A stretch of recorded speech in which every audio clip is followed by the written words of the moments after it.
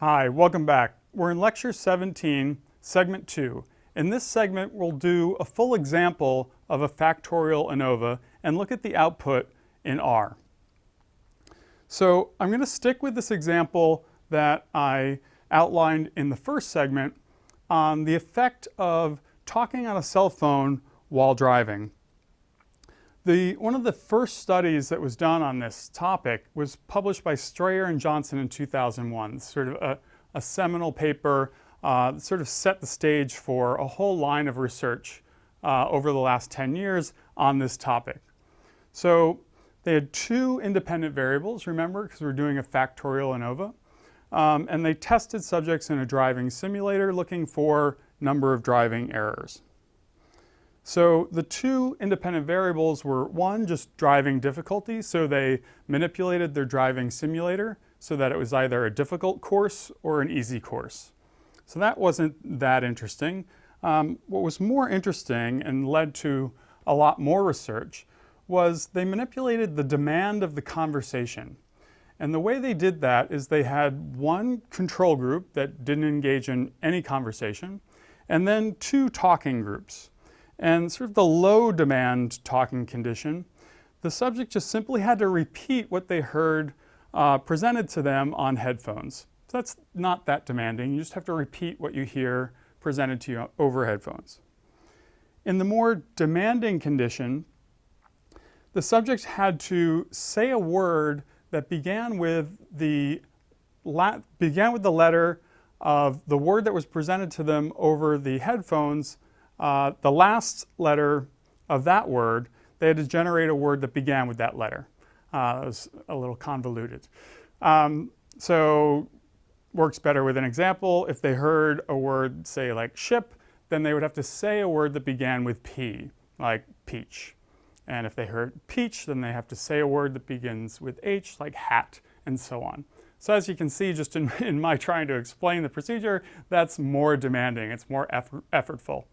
And the question was whether conversation demand increases errors and whether conversation demand interacts with driving difficulty. So just to be clear, we have two independent variables. They're both categorical. That's why we're doing factorial ANOVA.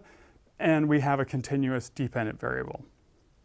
Again, I showed you the results already, and it looks like there is an interaction effect. So, and this is true, lots of research has supported this, that conversation demand and driving difficulty interact to produce lots of driving errors. Here's what the results look like when we go to R. So remember, we have this homogeneity of variance assumption. So the first thing we have to do before we can look at our ANOVA results is just make sure we don't violate that assumption. So here's the output of Levine's test. We did this back when we did independent T. We did it with one-way ANOVA, and it's not significant in this case. I just did that to keep things simple. In lab, it might get a little more interesting. Here's the output of the factorial ANOVA. What we get is a summary table. So first, notice that it's still just the AOV function, and we put in the dependent variable, tilde, and then the two independent variables, driving difficulty and conversation demand. Then if we use the summary function, it gives us the summary table for this factorial ANOVA. And again, it'll look the same with degrees of freedom, sums of squares, mean squares, F, and p-values. Remember, we get 3 F ratios here, and you can see they're all significant, very, very low p-values. Again, we made up the data, sort of made it this way, just so it would come out nice. You get very large F values. Again, where does the F value come from? Well, it's a ratio of mean squares. So the F value for driving difficulty is just 5782 over 61. And for conversation, 2208 over 61, and so on. And remember, mean squares is just variance. It's sum of squares over degrees of freedom. And again, always good to check your degrees of freedom. There are 2 degrees of freedom in conversation because there were 3 levels of conversation demand. There's only 1 for driving difficulty because there were just 2 levels of that. The interaction is the product of those. And if we sum them all up, it should come out to the total number of subjects in the experiment minus 1.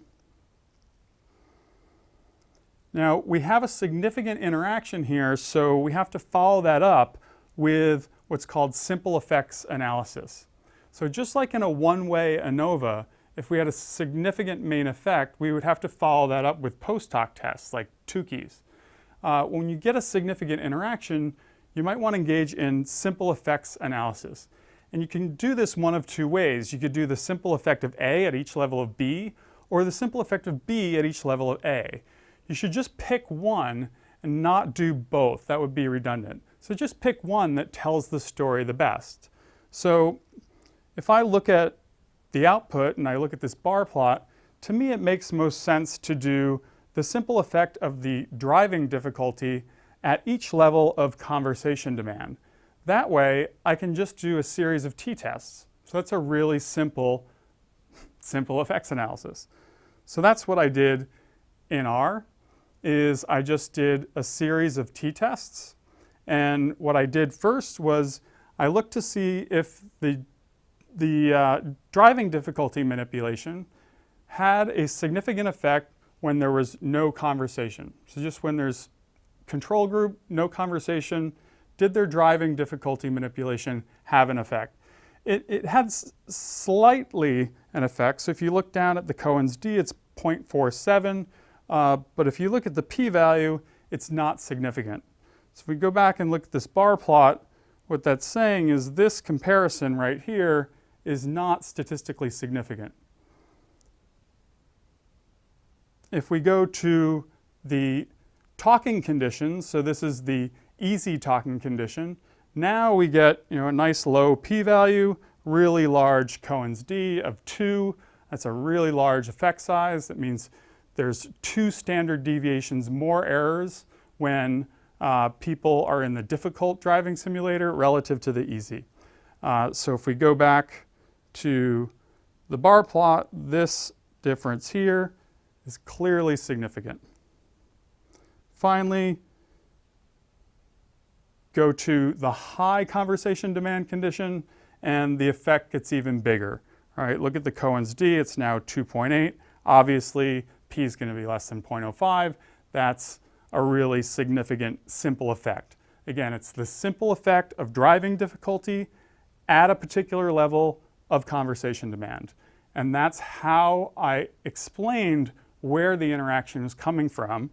Is, to wrap up this segment, is I showed you the bar plot, and then I showed you the output from R showing you F ratios that were all significant. Most importantly, the one associated with the interaction. Why is there an interaction? Well, because the simple effect of driving difficulty is not significant in the control condition, but it is significant in the 2 talking conditions, and the effect gets larger as conversation demand gets more difficult. So again, these 2 variables interact to produce more errors in the driving simulator.